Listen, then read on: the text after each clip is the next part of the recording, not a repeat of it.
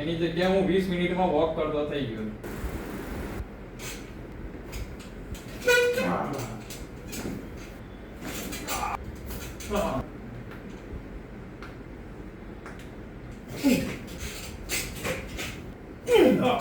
આજે આપણી સાથે છે અશોકભાઈ કણઝરિયા. અશોકભાઈ આવે છે માંજલપુર બરોડાથી. અશોકભાઈને કમરમાં તકલીફ હતી, સાયટિકાનો પ્રોબ્લેમ થઈ ગયો તો. અશોકભાઈ કેવું લાગ્યું? 90% જેવી મને રાહત જેવું થઈ ગયું છે.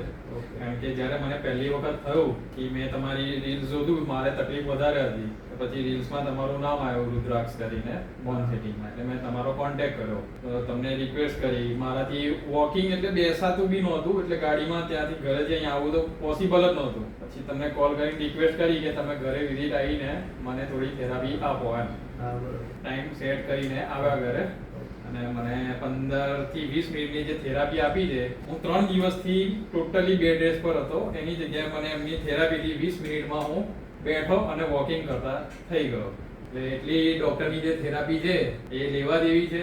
એનાથી 100%નું રિઝલ્ટ મને મળ્યું છે અને હું સેટિસ્ફેક્શન છું. કારણ કે મને જે રીતનો પેન હતો 3 દિવસથી, સડન સૂઈ જ રહેવાનું, આમ હલાતું પણ નહોતું, એની જગ્યાએ હું 20 મિનિટમાં વોક કરતો થઈ ગયો.